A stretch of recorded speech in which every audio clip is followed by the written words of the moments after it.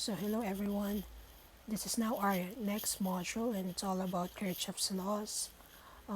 This is actually part of our basic electricity and electronics topics, and this will actually guide us on how to solve more complex circuits as compared to what we had in Ohm's law. So this is all about Kirchhoff's laws.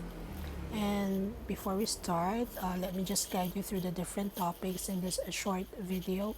First, we'll have terms and concepts.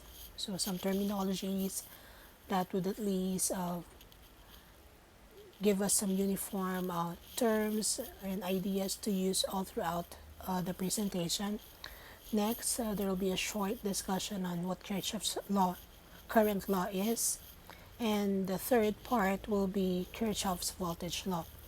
Of course, it is very popular that when we talk about Kirchhoff's laws, there is KCL and there's KVL.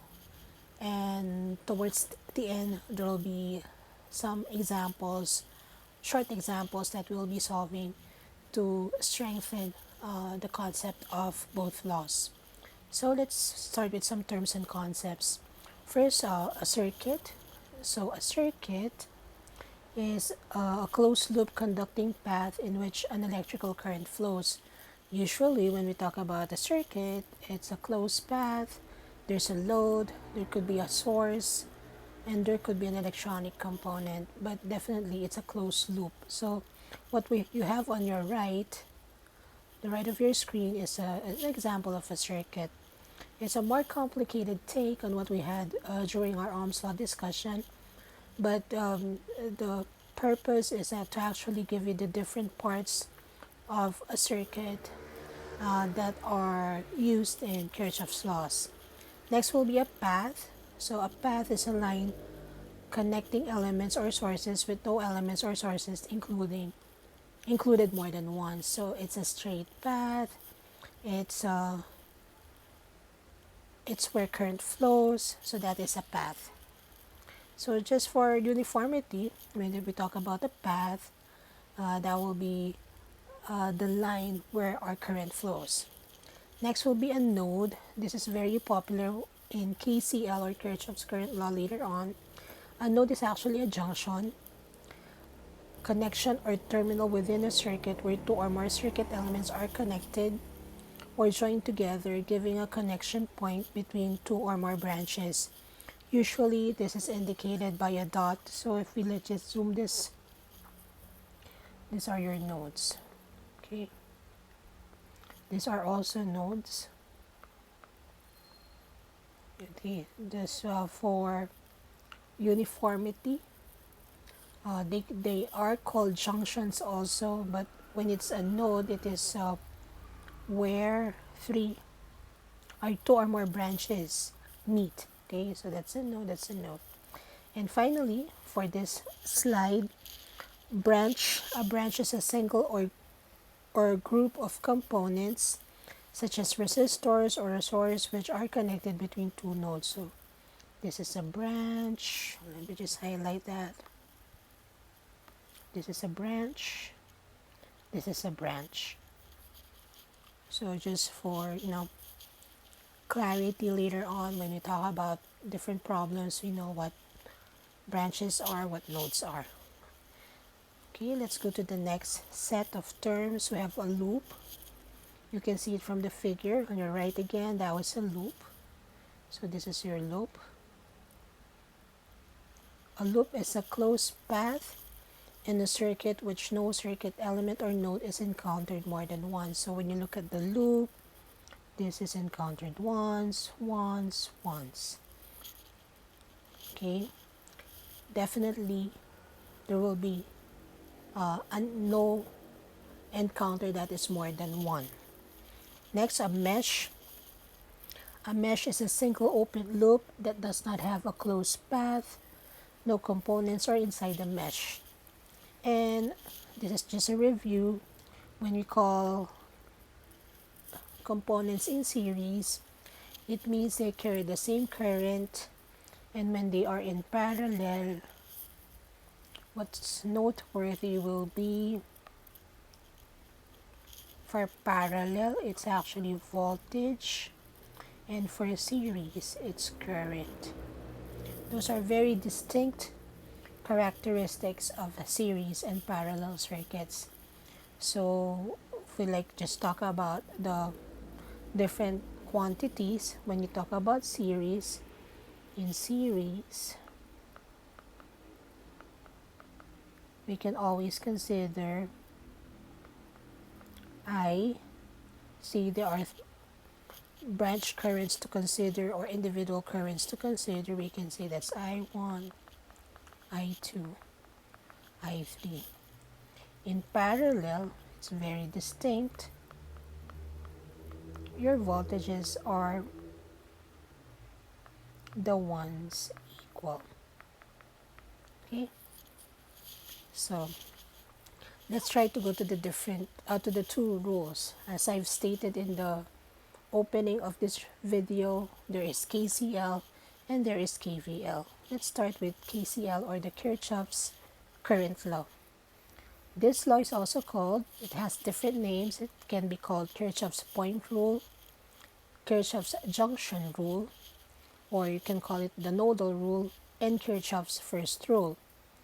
The principle of conservation of electric charge implies that at any node in an electrical circuit, the sum of currents flowing into that node is equal to the sum of currents flowing out that node. We know that from energy conservation, even way back in our chemistry discussion. In is equal to out, or in plus out is equal to 0, because you don't waste energy, you just conserve it. So that is also true for KCL. So currents flowing into the node is equal to the sum of currents flowing out the node. Kirchhoff's current law states that the algebraic sums of currents at the node is actually 0. So let's just zoom this a little. So let's assume we have a node. Let's call that, let's say, a node A. From that node, anything entering, we can call that positive. We can denote that as a positive entry. And then anything leaving the node is something negative, or you can just follow the previous law or the rule that was stated a while ago.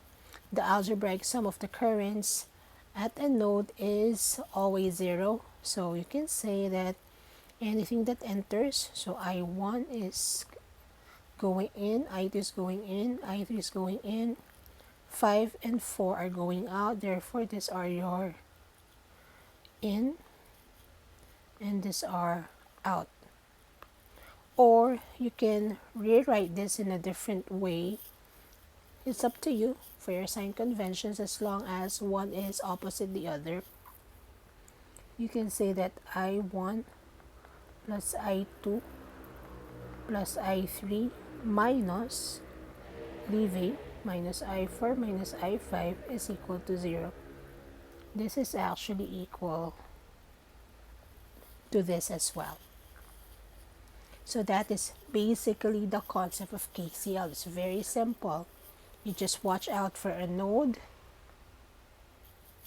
and then take into consideration currents leaving and entering that node, and you can formulate your single equation. Okay, let's try to solve one simple problem just to illustrate it. There will be a separate video for problems alone. This is just to introduce the concepts of Kirchhoff's laws.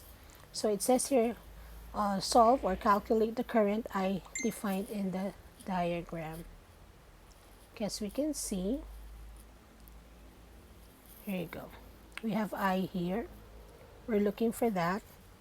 So there are actually two nodes. We can call that nodes A and B. And since you have to consider each node separately, let's assume that we can say that we can actually, let's see, IX. Let's call that IX. We can assign a branch current there. so that we can compensate and look for this I. So we will have to have two node analysis, meaning we have to solve at node A and at node B. So at node A,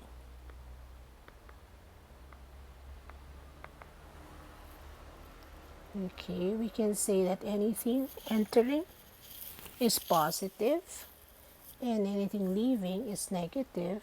So we can say that it retains, if it's negative 4 amperes, it retains it. You don't have to change the sign. And then minus 2 ampere.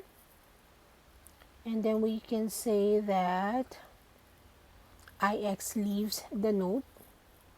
So minus Ix is equal to 0. We're at node A.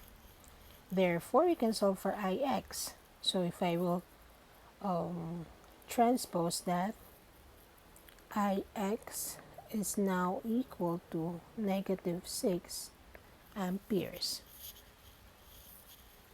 Okay, looking at that, then you can solve at node B.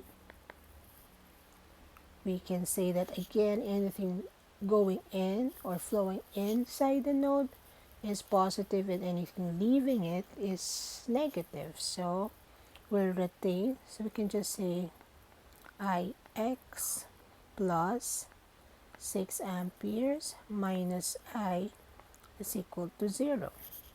But Ix is negative 6 amperes. So negative 6 amperes plus 6 amperes is equal to I. Therefore, for this problem, we actually don't have a value for I. It's 0 ampere. Okay, that's a basic application of our KCL. Later on, I'll have one problem to include both KCL and KVL analysis, but that is how it works. Okay, and also, as I've said just a few minutes earlier, there will be a separate video just for problems alone. Okay, let's continue. Now let's go to Kirchhoff's voltage law. So Kirchhoff's voltage law, from the term itself, it analyzes using the voltages. So this law is also called Kirchhoff's second law, Kirchhoff's loop or mesh rule, or it can be called Kirchhoff's second rule. It means that the directed sum of the electric potential differences or voltages around any closed circuit is 0, or the algebraic sum of the products of the resistances of the conductors and currents in them in a closed loop is equal to the total EMF available in that loop. We know that from Ohm's law, let's go back. From our Ohm's law, we say that RE is equal to IR.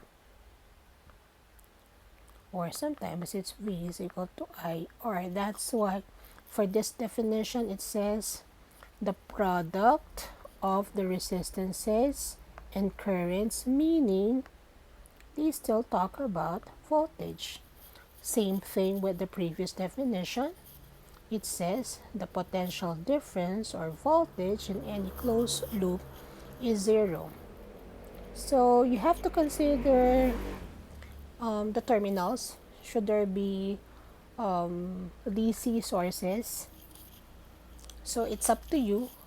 Some would consider it, they consider the sign where it enters the power source. For example, here V4, they could indicate V4 as negative because it enters it negative, and then when it goes out it's positive. You can use that. It's up to you. Just make sure that you're consistent. I think for this figure it says the sum of all the voltages around the loop is equal to 0. I'm assuming the loop is this way. Sorry, let's get another pen ink. And it's considering where it enters. So that's it's negative V4. If this is positive, this is negative. This is still positive. This is negative. And this is negative. This is positive. So looking at the voltage equations, it says V1 plus V2 plus V3 minus V4 is equal to 0. Or you can also do it the other way. You can say that V4 minus V1 minus V2 minus V3 is equal to 0. It depends on how you would assign your signs, but just be consistent. Okay, if this is positive, again, that terminal is positive, this is negative. Since this is positive, so this is also positive, that's negative. Since this is series, this is positive, this is going to the negative. Therefore, it follows V1 is positive, V2 is positive, V3 is positive. It starts at negative, so it enters at negative. That's why this is negative. Or, I'm not stopping you to do it the other way. You can say that V4 minus V1 minus V2 minus V3 is equal to 0. It's just the same. That depends on your sign assignments. So I have a few slides for that, just to make it, to strengthen it. It says the positive and negative signs in Kirchhoff's voltage law. Using the voltage rule requires some sign conventions, which aren't necessarily as clear as those in the current rule. You choose a direction, clockwise or counterclockwise, to go along the loop. For example, let's assume that you have this. Let's just let's just say you have a source here. This is positive, negative, this is positive, negative. Therefore, this is also positive, this is negative. This is positive, this is negative. This is positive, this is negative. Okay, you have to practice that. Now, when you say you choose a direction, it doesn't stop you. When you assign a loop, like what we had, we know what when we talk about the loop, you can use either clockwise or you can use counterclockwise. That depends on you. It is not imperative that you use counterclockwise all the time or you use clockwise all the time. It's up to you. It depends on your analysis and how you want to use your loops. Okay, that is the first like reminders when you apply your voltages or your signs for your voltage law. Next will be when traveling from positive to negative in an EMF, the voltage drops, so the value is negative. That's why a while ago, when you look at that circuit, okay, let's just do that. Okay, for this, it's considering it a voltage drop. So if you let your loop pass this way, then your voltage becomes negative. That's why it's using negative.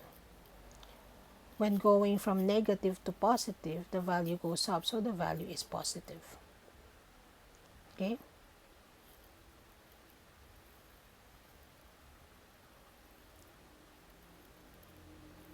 Okay, let's just go back to that. I think I interchanged it. When traveling from positive to negative. Oh, I'm sorry. I think I missed that. Let's do that again. By the way, I said it's not imperative anyway. It's up to you.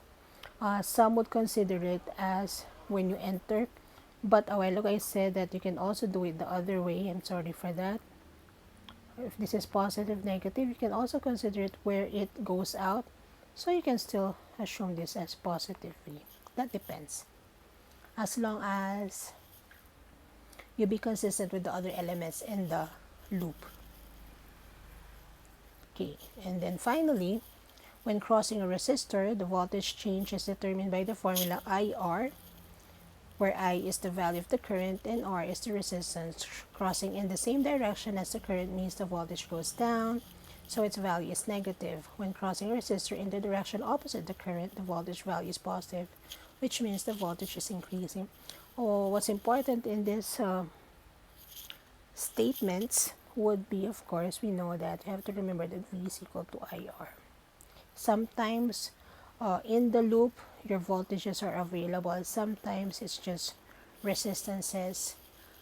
That's why you have to consider solving for the current. So that's how you work with the loops when it comes to your KVL. And how do you apply it? Let's just zoom this a little. Of course, first you have to assign the loops. That's very straightforward. You have to identify the loops and assign loop names. That can be as simple as loop A, loop B, loop 1, loop 2. And then assign the signs. It says there, assign signs to each circuit element based on the current. Apply KCL. You begin to look for nodes and look for branch currents. Should there be currents that would meet or go out a certain node, write your equations, and finally solve the equations. This is also math practice. You'll be experiencing or going through problems wherein there will be two equations, two unknowns, so it's just really math practice later on when you solve it. But the main point here is, I think the most important is identifying the equations. If your equations are incorrect, then even if you solve them using your math properly, then you won't be able to get the correct answer. So identifying the correct equation, and how do you get the correct equation? You have to understand your rules in KCL and of course KVL as well. And let's try to solve some examples. I have two more. Okay, it says here, find the voltage across R2 given that the source voltage Vs is 100 volts and that the voltage across resistor R1 is V1 is 40 volts. So there's a loop. So it says there, it's up to you. You can say that's a voltage drop.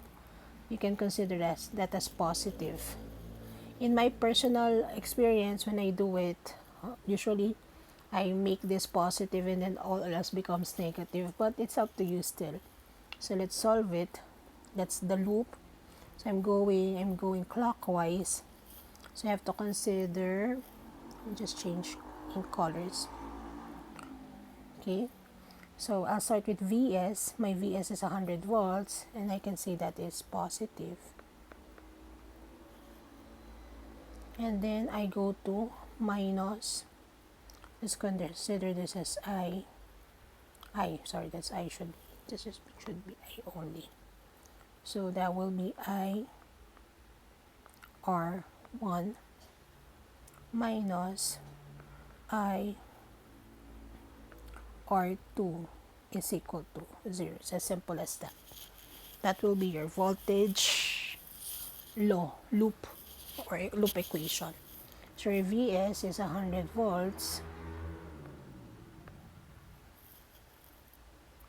and the voltage across resistor R1 is V1. So you actually really don't have to solve I's here because it's given. Sorry, I was overthinking. So this one is 40 volts minus, let's call this V2 equals 0. So this is 100 volts minus 40, that's 60 volts minus V2 is equal to 0. Therefore, V2 is 60 volts. Which makes sense because this is a resistor and that's another resistor. 100 volts will be divided by the two. Those are called voltage drops. So they would divide the total voltage in the circuit through both of them. The concept of a series circuit. So that is our answer, 60 volts.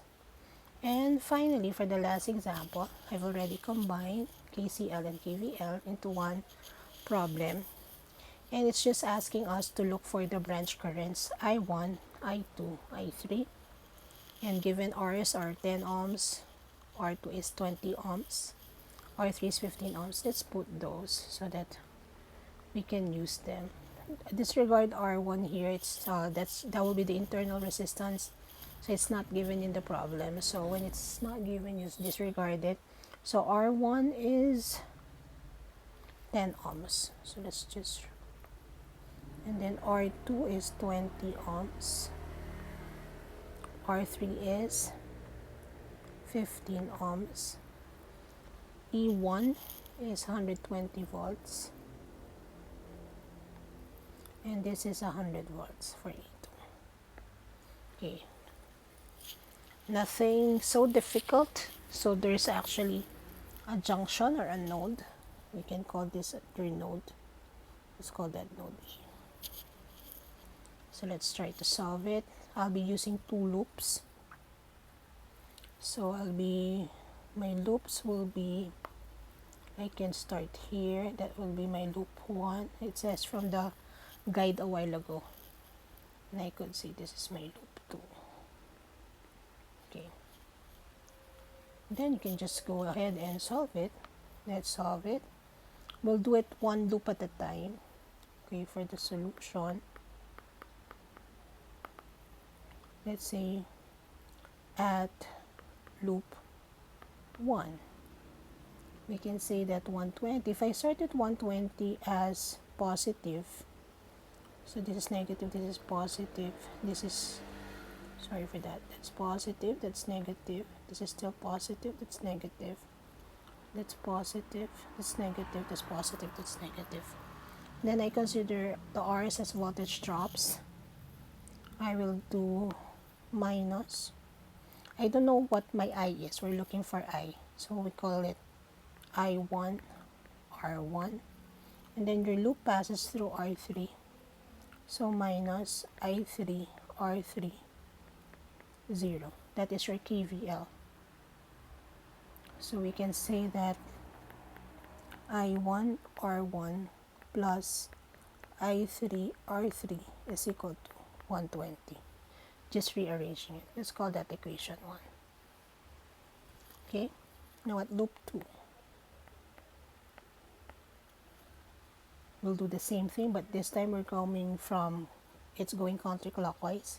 You can say that's 100 volts minus I2, R2 minus I3, R3 is equal to 0.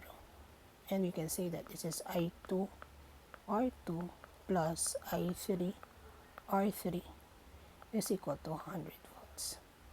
Let's call this your equation 2.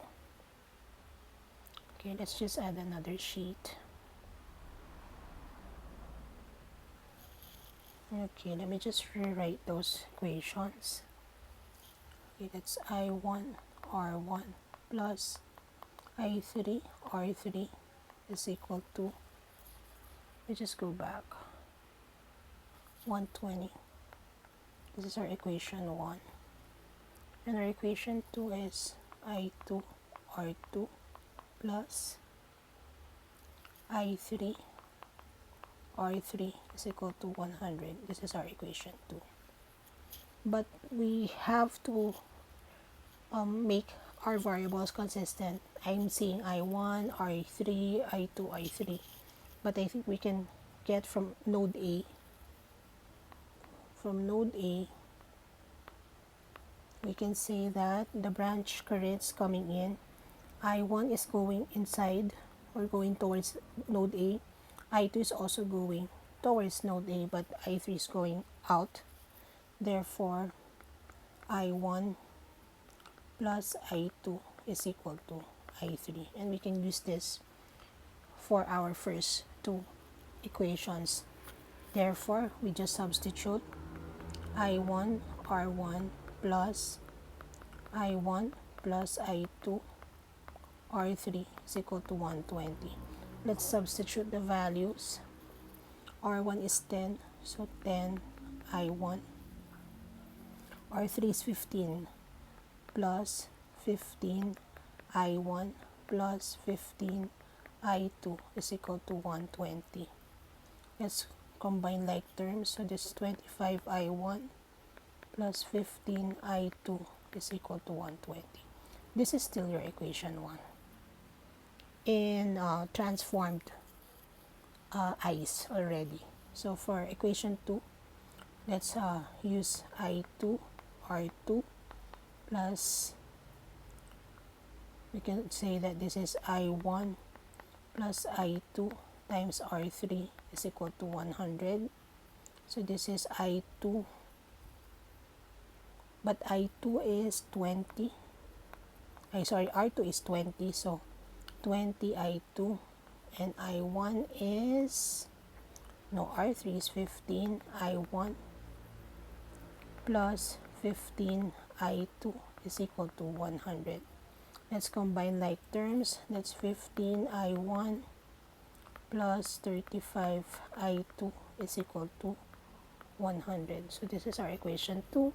And this is just math. You can actually use your calculator, shift solve. But on my end, I don't know how to use shift solve.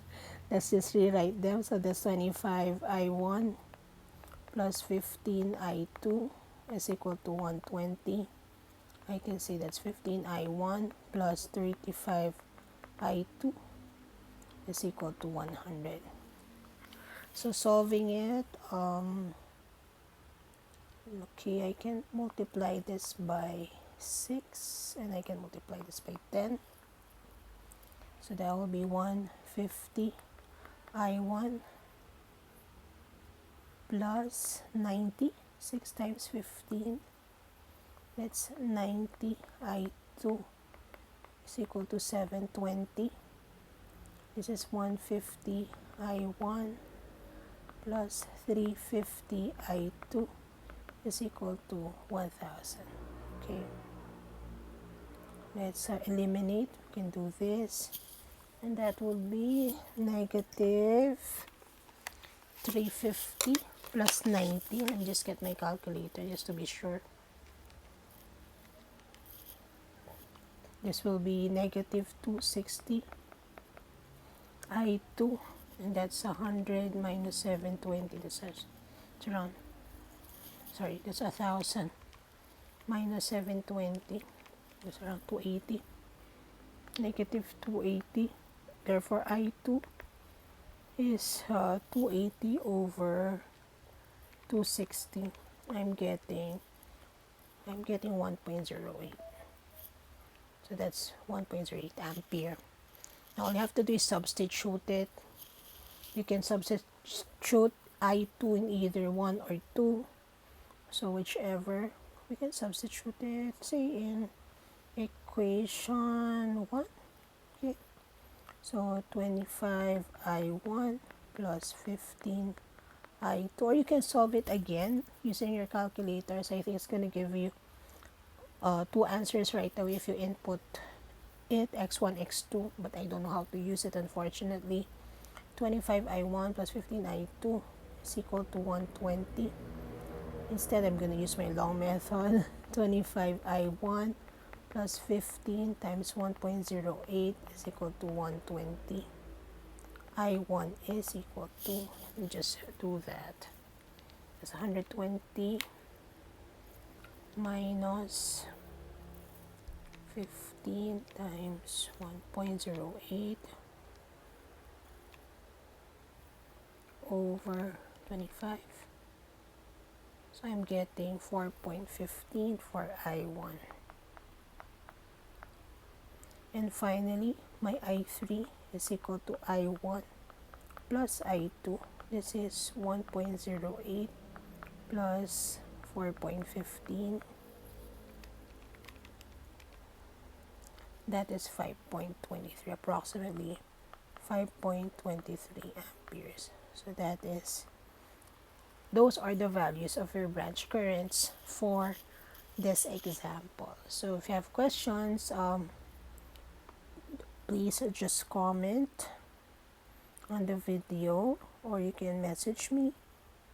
But this is how we will be solving our example on KVL. So for now, we will stop at this problem, and then I'll have a separate video for problems alone, and hopefully you get an idea, or you get an idea on what KCL and KVL are and where they are used in simple DC circuits.